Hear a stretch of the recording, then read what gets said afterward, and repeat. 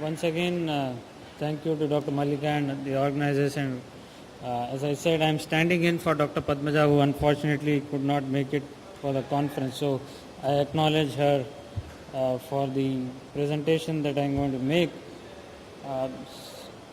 Cystoid macular edema is not an uncommon condition. We actually, yeah, so it's one of the common post-op complications of cataract surgery, and there can be many predisposing factors for CME, but light-induced phototoxicity is a very uncommon condition as of today, and it is only a preventable condition if you know risk factors, but there is no great treatment for light-induced toxicity.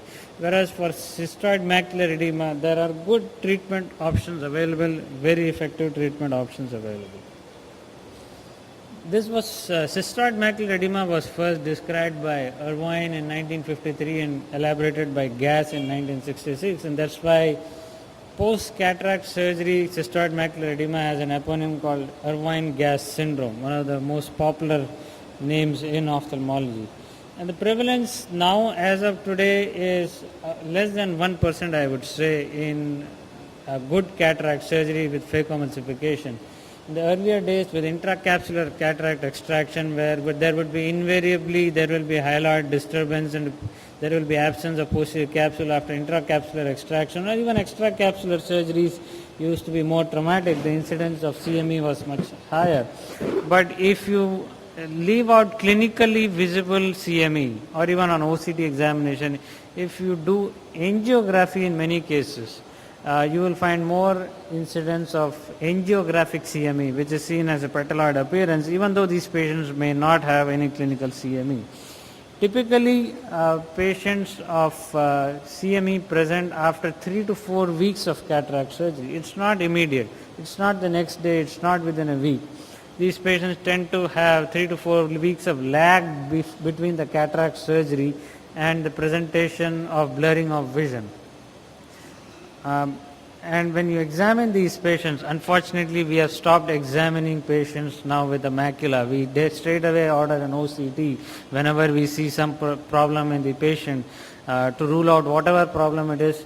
But if you look very carefully, these patients have these bunch of grapes-like appearance, one small cyst here, one here, and multiple other tiny, and these are centered around the fovea.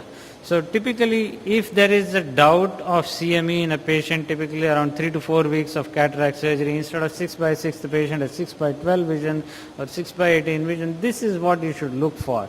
And sometimes they also have vitreous cells. Once you diagnose CME, if the foveal reflex is sharp and there is no clinical evidence of CME, you are unlikely to find any CME on OCT. And if you do the OCT, as I said, it is symmetrical. Around the fovea you will have cystoid space, unlike a diabetic macular edema which can be asymmetrical towards one side of fovea. And if you do angiography is not required for the diagnosis of CME, but if you do angiography, then you will find a classic petaloid appearance, a flower petal appearance centered around the fovea, hyperfluorescence. There are various risk factors. Most are intraoperative risk factors, and the most common is vitreous loss and PC rupture, posterior capsule rupture. Other than that, there are other complications of either iris trauma or IOL, dropped nuclear fragments or dropped nucleus. These are the other common risk factors, and one of the most important non-operative factors is diabetes. Diabetes and any presence of diabetic retinopathy. These patients have a higher risk of post-operative pseudophakic cystoid macular edema. And why this is important is that you can always take preventive measures in such cases, especially in patients who already have a diabetic retinopathy, don't have a CME. I'm not going into diabetic macular edema and CSME. I'm just talking about preventing post-operative simple cystoid macular edema. There is huge evidence to show that you can start them on pre-operative NSAIDs, non-steroidal anti-inflammatory drugs, to prevent post-operative CME. These are the drugs which are commonly used for treating cystoid macular edema. The first line drugs are non-steroidal inflammatory drugs, may or may not be combined with topical steroid drops, but there's no role of systemic steroids, but most commonly you always start with NSAIDs, and usually we are commonly using Nepafinac or Bromfenac eye drops.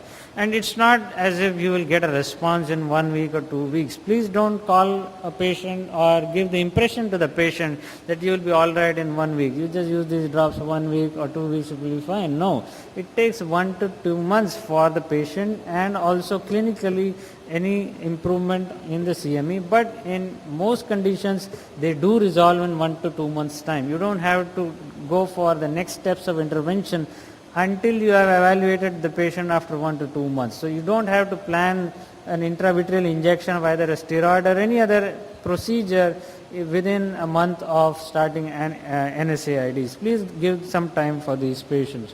And then you also have, as is highlighted in this, that you have intravitreal injections, periocular steroid injections, intravitreal steroid injections, including anti-VEGF agents have been given, but anti-VEGF agents are not a primary intravitreal drug for CME. It's usually steroid, either in the form of IVTA, that is triamcinolone, or we have Ozurdex implants nowadays. But Ozurdex may be like, it may last much longer, but CME usually is a less long-lasting condition.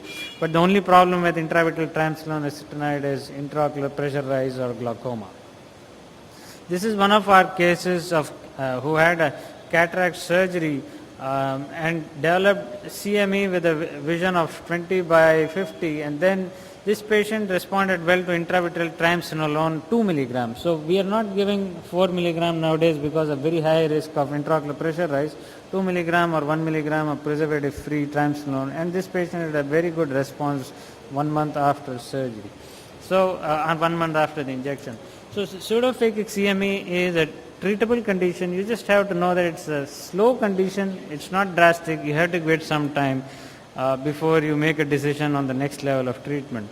Regarding light-induced retinal toxicity, I just have a few slides. It's not a very common condition, but you must realize that the eye has some natural barriers against phototoxicity.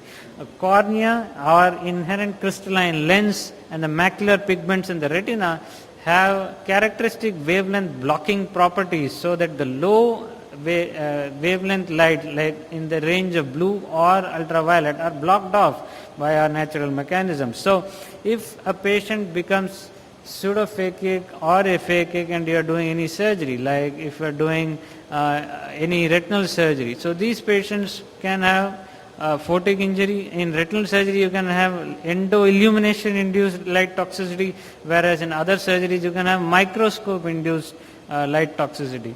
And the most common way of the toxicity is photoreceptor damage. Photoreceptor damage because of heating up. It is a photocoagulation effect in the terms of high rise of temperature at the level of photoreceptors. This is something we have to avoid.